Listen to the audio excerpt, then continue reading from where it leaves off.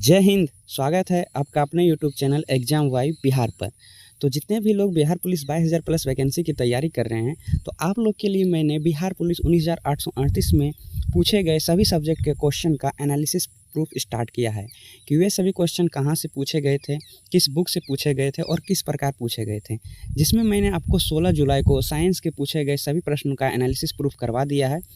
तो अगर आप लोग वो वीडियो नहीं देखे तो जाके देख लीजिए। और आज हम लोग इकोनॉमिक्स के पूछे गए सभी प्रश्न का प्रूफ देखेंगे कि वे सभी प्रश्न कहाँ से पूछे जा रहे हैं और किस बुक से पूछे जा रहे हैं। और इस वीडियो में आपको ये देखने को मिलेगा कि एक ही चैप्टर से कई सारे प्रश्न पूछे गए हैं। तो वीडियो को पूरा देखिएगा और चैनल पर नए हैं तो सब्सक्राइब कर लीजिएगा। बाकी जो भी आपके दोस्त लोग बिहार पुलिस 22,000 प्लस वैकेंसी की तैयारी कर रहे हैं, उन सभी के पास भी ये वीडियो ज़रूर भेज दीजिएगा। तो चलिए देखते हैं। फर्स्ट प्रश्न हम लोग का कि शहरी क्षेत्र में निर्धनता की परिभाषा के लिए प्रति व्यक्ति न्यूनतम दैनिक कैलोरी सेवन क्या निर्धारित किया गया है। तो देखिए, शहरी क्षेत्र में निर्धनता की परिभाषा के लिए जो प्रति व्यक्ति न्यूनतम कैलोरी होती है वो होता है 2100 कैलोरी। तो ऑप्शन ए इसका सही आंसर हो जाएगा। अब देखिए, ये प्रश्न जो है एनसीईआरटी से हूबहू मिलता है और इसी टॉपिक से जो अगला प्रश्न भी बनाया गया है। जब आप क्लास 10th का एनसीईआरटी पढ़ेंगे, चैप्टर नंबर 3 है निर्धनता एक चुनौती। वहाँ आपको टॉपिक मिलेगा निर्धनता रेखा। जब आप इसे पढ़ेंगे तो देखिए लिखा गया है कि भारत में स्वीकृत कैलोरी आवश्यकता ग्रामीणों में 2400 कैलोरी प्रति व्यक्ति प्रतिदिन एवं नगरीय क्षेत्रों में 2100 कैलोरी प्रति व्यक्ति प्रतिदिन। तो आपको नगरीय क्षेत्र पूछा था, शहरी क्षेत्र तो 2100 होगा, और ग्रामीण क्षेत्र में प्रति व्यक्ति कितनी कैलोरी की आवश्यकता होती है तो 2400। तो इसे भी आप लोग याद रखिएगा। अब ये अंतर क्यों होता है तो देखिए यहाँ लिखा गया है, चूँकि ग्रामीण क्षेत्र में रहने वाले लोग अधिक शारीरिक कार्य करते हैं, अतः ग्रामीण कार्यों क्षेत्रों में कैलोरी आवश्यकता शहरी क्षेत्रों की तुलना में अधिक मानी जाती है। क्योंकि गांव वाले लोग शहर वाले लोग से अधिक काम करते हैं, इसलिए ग्रामीण क्षेत्रों में जो रहने वाले व्यक्ति है उन्हें अधिक कैलोरी की आवश्यकता होती है। तो ग्रामीण क्षेत्रों के लिए 2400 और शहरी क्षेत्रों के लिए 2100 कैलोरी की आवश्यकता होती है। अब अगला प्रश्न जो है वो भी इसी टॉपिक से पूछा गया है। अगला प्रश्न है कि निम्नलिखित में से कौन सा संगठन भारत में गरीबी पर आंकड़े एकीकृत करता है। तो भारत में गरीबी का जो आंकड़ा एकीकृत करता है वो है NSSO। तो ए इसका सही आंसर हो जाएगा। NSSO ये भारत में गरीबी का आंकड़ा जारी करता है।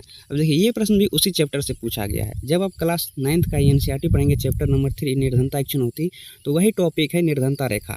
जब आप इसे पढ़ेंगे तो देखिए यहाँ लिखा गया है कि निर्धनता रेखा का आकलन समय समय पर यानी सामान्यतः हर 5 वर्ष पर प्रतिदर्श सर्वेक्षण के माध्यम से किया जाता है। यह सर्वेक्षण राष्ट्रीय प्रतिदर्श सर्वेक्षण संगठन अर्थात नेशनल सैंपल सर्वे ऑर्गेनाइजेशन, जिसे NSSO कहा जाता है, इसके द्वारा जारी किया जाता है। तो यहाँ से देखिए ये प्रश्न बना, यानी एक ही टॉपिक से 2 प्रश्न बन गए हैं। तो देखिए किस प्रकार एनसीईआरटी महत्वपूर्ण है, खासकर इकोनॉमिक्स के लिए, क्योंकि इकोनॉमिक्स के सभी प्रश्न एनसीईआरटी से ही बने हैं, जिसका प्रूफ आप पूरा वीडियो देखिए आपको पता चल जाएगा। तो देखिए अगला प्रश्न है कि 14 व 15 वर्ष की आयु वर्ग के स्कूल जाने वाले बच्चों की कुल संख्या इसी आयु वर्ग के कुल बच्चों के अनुपात में होती है। तो इसका जो सही आंसर होगा वो होगा शुद्ध उपस्थिति अनुपात। तो बी इसका आंसर हो जाएगा। अब देखिए ये प्रश्न बना है जब क्लास 10th का एनसीईआरटी पढ़ेंगे, चैप्टर नंबर 1 विकास, और इसी चैप्टर से मैं आपको अगला प्रश्न भी दिखाऊंगा और सेम यही टॉपिक से इसी फिगर से आपको अगला प्रश्न भी देखने को मिलेगा। तो देखिए इस प्रश्न की बात करते हैं तो देखिए यहाँ लिखा गया है निवल उपस्थिति अनुपात, और देखिए हूबहू लिखा गया है कि 14 तथा 15 वर्ष की आयु के स्कूल जाने वाले कुल बच्चों का उस आयु वर्ग के कुल बच्चों के साथ प्रतिशत। तो देखिए यहाँ से बना है आपका वो क्वेश्चन कि निवल उपस्थिति अनुपात क्या है। तो सेम टू सेम देखिए लाइन उठा के बनाया गया है। इससे आपको और भी प्रश्न पूछे जा सकते हैं कि जैसे शिशु मृत्यु दर क्या है। तो देखिए किसी वर्ष पैदा हुए 1000 जीवित बच्चों में से 1 वर्ष की आयु से पहले मर जाने वाले बच्चों का अनुपात दिखाती है। यानी शिशु मृत्यु दर क्या है कि मान लीजिए किसी वर्ष 1000 बच्चा पैदा हुआ, जिसमें मान लीजिए कि 44 बच्चे ऐसे थे जो 1 वर्ष की आयु पूरा होने से पहले ही मर गए। तो 44 क्या हो गया, शिशु मृत्यु दर हो गया। तो ये होता है शिशु मृत्यु दर। फिर साक्षरता दर की बात करें तो 7 वर्ष और उससे अधिक आयु के लोगों में साक्षर संख्या का अनुपात, यानी साक्षरता दर कैसे निकाला जाता है। तो मान लीजिए एक गांव में टोटल जनसंख्या जो है 7 वर्ष से अधिक जो लोग रह रहे हैं वो 100 हैं, और इसमें से मान लीजिए 35 लोग साक्षर हैं। तो 35 लोग साक्षर हैं और टोटल 7 वर्ष से अधिक लोगों की जनसंख्या कितनी है, 100, और फिर इसे 100 से गुना कर देंगे तो ये निकल जाएगा साक्षरता दर 35%। तो इस प्रकार से भी आगे प्रश्न आपसे पूछा जा सकता है। अब देखिए अगला प्रश्न भी इसी टॉपिक से है, और देखिए किस प्रकार प्रश्न पूछे गए हैं। वर्ष 2017-18 में विभिन्न राज्यों में प्रति 1000 जीवित जन्मे शिशु मृत्यु दर का विस्तार करें।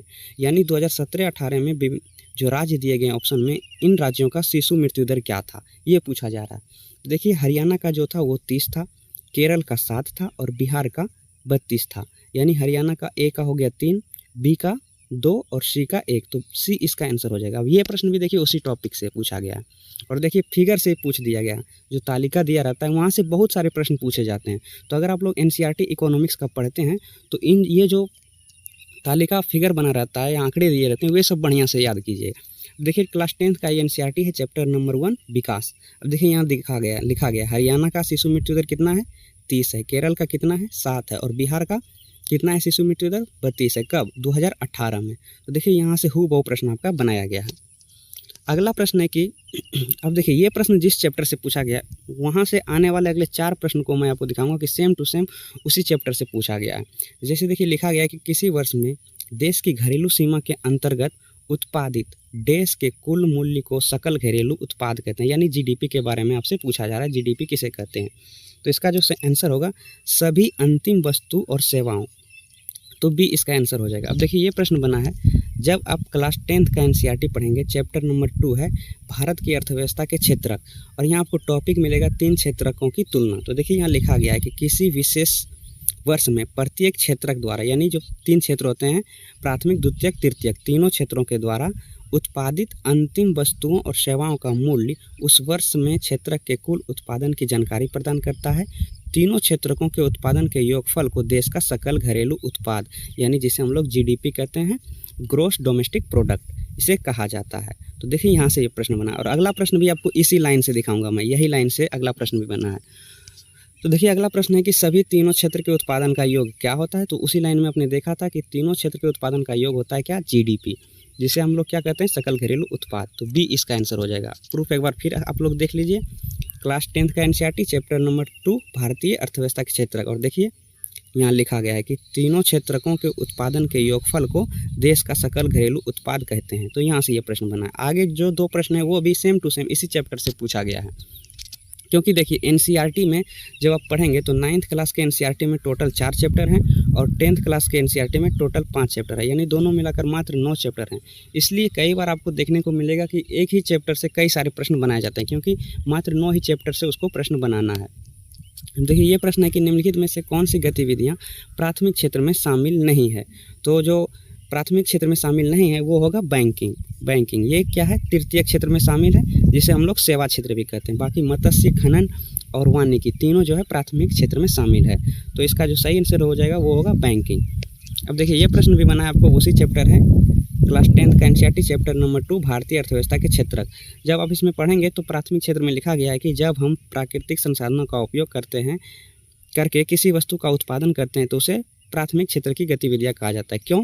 क्योंकि यह उन सभी उत्पादों का आधार है जिन्हें हम क्रमशः निर्मित करते हैं। चूँकि हम अधिकांश प्राकृतिक उत्पाद कृषि, डेयरी, मत्स्य और वनों से प्राप्त करते हैं, इसलिए इस क्षेत्र को कृषि या सहायक क्षेत्र कहा जाता है। तो प्राथमिक क्षेत्र के बारे में यहाँ आपको बताया गया, जिसे हम लोग कृषि या सहायक क्षेत्र भी कहा जाता है।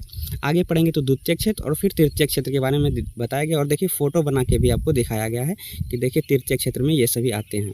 तो देखिए यहाँ से हूबहू प्रश्न उठाया जा रहा है। अगला प्रश्न है कि सार्वजनिक और निजी क्षेत्र किस आधार पर विभाजित होता है। ये भी प्रश्न उसी चैप्टर से पूछा गया है।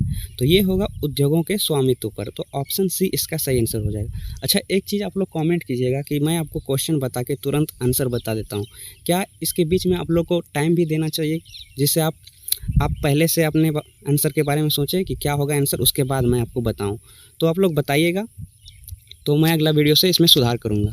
तो देखिए इसका जो प्रूफ मिलेगा जब आप वही चैप्टर पढ़ेंगे, क्लास 10th का एनसीईआरटी चैप्टर नंबर 3। तो देखिए जो टॉपिक दिया है इसी से प्रश्न बना लिया गया। जैसे लिखा गया है कि स्वामित्व आधारित क्षेत्रक, सार्वजनिक और निजी क्षेत्रक, यानी सार्वजनिक और निजी क्षेत्रक किस पर आधारित होते हैं, तो स्वामित्व आधारित। जहाँ देखिए क्वेश्चन में वही है कि सार्वजनिक और निजी क्षेत्र किस आधार पर विभाजित होते हैं, तो उद्यमों के स्वामित्व पर। अब देखिए थोड़ा सा इसको डिटेल्स में पढ़ लेते हैं, तो देखिए आपको पूरी बात समझ में आ जाएगी। जैसे आर्थिक गतिविधियों के क्षेत्रकों में वर्गीकृत करने का एक अन्य तरीका होता है परिसंपत्तियों का स्वामी, यानी जो जो भी उद्योग है उसके मालिक कौन है और सेवाओं की उपलब्धता के लिए जिम्मेदार व्यक्ति कौन है। जैसे देखिए, सार्वजनिक क्षेत्र में अधिकांश परिसंपत्तियों पर सरकार का स्वामित्व होता है और सरकार ही सभी उपलब्ध सेवाएं उपलब्ध कराती है।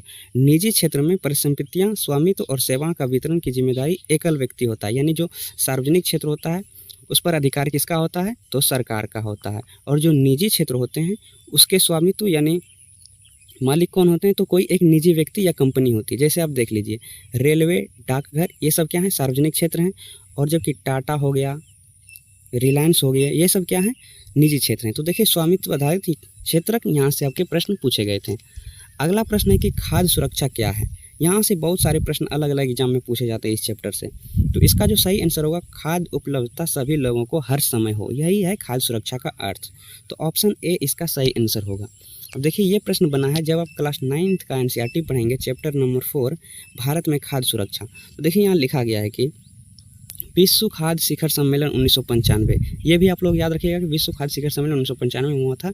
में यह घोषणा की गई कि व्यक्तित्व, पारिवारिक, क्षेत्रीय, राष्ट्रीय तथा वैश्विक स्तर पर खाद्य सुरक्षा का अस्तित्व तभी है जब सक्रिय और स्वस्थ जीवन व्यतीत करने के लिए आहार संबंधी जरूरतों और खाद्य पदार्थों को पूरा करने के लिए पर्याप्त, सुरक्षित और पौष्टिक खाद्य तक सभी लोगों की भौतिक और आर्थिक पहुंच सदैव हो। यानी सभी लोगों के लिए हमेशा खाद्य की पहुंच हो। अब देखिए, जो एक्साइज एसआई यानी मद्य निषेध 64 पोस्ट का एग्जाम हुआ था, वहाँ से देखिए स्टेटमेंट वाले प्रश्न इसमें इस टॉपिक से आपको पूछे गए थे। जैसे दिया गया था आपको, जैसे यहाँ लिखा गया है कि खाद्य सुरक्षा के निम्नलिखित आयाम हैं।